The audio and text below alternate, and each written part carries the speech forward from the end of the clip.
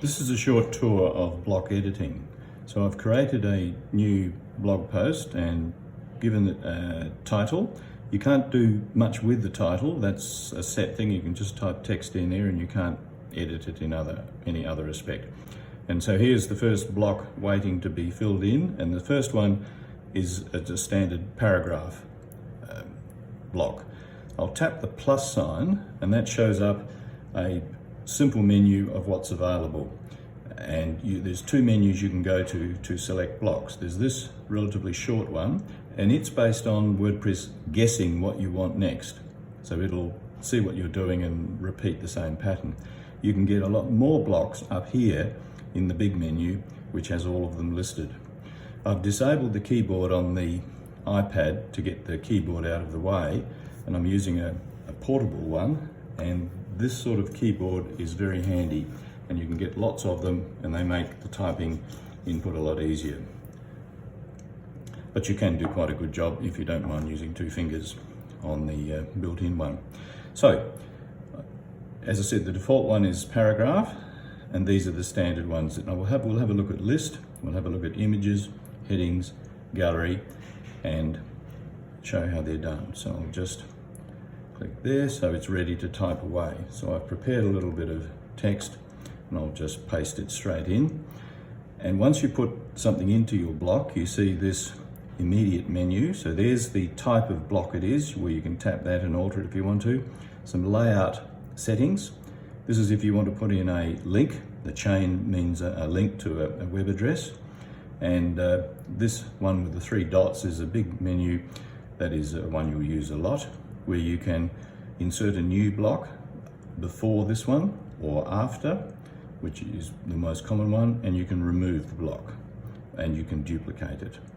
Over here, when I tap on the block, we can see other ways of modifying the block that you've got selected at the moment. So for example, this one, just experiment, see what you can do. If I click on the drop cap, what it does is take the first letter in the paragraph and emphasize it, and it gives quite an attractive look to it. It might get tedious if you did that for every paragraph, of course. So I'll get rid of that. You can modify color settings. So it estimates what looks best in your pattern, and you can change the text color and you can change the background color, which isn't very successful there. And you can go here and get all sorts of different headings. You can use that a bit to impact on special entries into your page. And you can customize the size of the text if you want to. Use that with discretion. You don't want to do it too often. And you can modify the text size. You can experiment with all of these. If I select the document, we will see the blog. This is looking at just that block. This is modifying one block. This is the whole document, and so you can change some settings for the blog post that we're talking about here. So now we want to put in an image. So I'll go to the menu and insert after. So I'm going to do an image, and so there's the image icon. So I'll tap that one. Now I can do it a couple of ways. I can upload another image. On an iPad, it's very easy. On a computer, you need to have your images on your desktop is the easiest way. And then once that's done, you can go to your desktop and load them up from a similar view to this.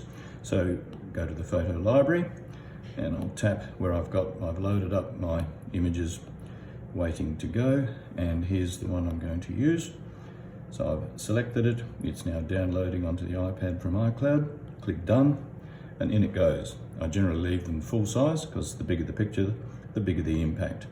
So the picture is now loading up, and the picture goes up to the cloud where it is stored in your image library for your blog. And you don't have to worry much about how many images you get there because it's quite a large library. So here are some settings you can explore for this particular block. And over here again, there might be, I'll click on the block, and there may be some other settings we can alter here, but I generally don't pick images because just leave them at full size. So there's my image. Down here, there's a space for a caption. You might always put captions on if you want to, or you can maybe just leave the description of what's there to put in the paragraph, but you can write a caption if you like.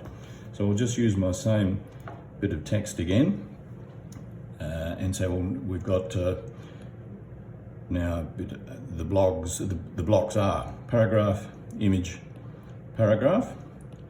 And now I'll try another type. I'll just say, let's try a gallery this time. Now the gallery is not showing up here, so I'll go to the menu here. And just to prove what I can do, I'll show you the top menu. That gives you the full library in a more clear fashion. This is a menu button here. So those little V's, open that up. These are the subheadings or groups, and so each one of those has a whole collection of blocks in it. There's many more than you would need to use, but if you've got a bit of interest, have a look. And this is the most used one, so that makes it easy to find the ones you've used regularly. So now here's a gallery. Gallery is, now this time I'll say I've already uploaded these images, and I'll go to straight to the media library, and I'll just pick some of these, all pretty colourful ones. So there, I've got 1, 2, 3, 4 selected. So I'll just click insert, and here they are. Right, so it's got a layout of 3 like that. Now I really would prefer them to be all similar size. So I can alter the number of columns I've got here. So I can enter the number there, or I can just move this dot along. So I've got 2 columns listed, so that the WordPress has put them into a foursome like that, which looks quite neat. These can all have captions on them, and you can move if you tap on it, you'll see sign so up. That means get rid of it. That means move it. So I could switch these over and relocate. And there are different sizes here because I think the original photos are different sizes. So these 2 top ones of the frog pond are tall photos, and so it's done the right thing and given them more space. So that, if these work together, it can look quite good.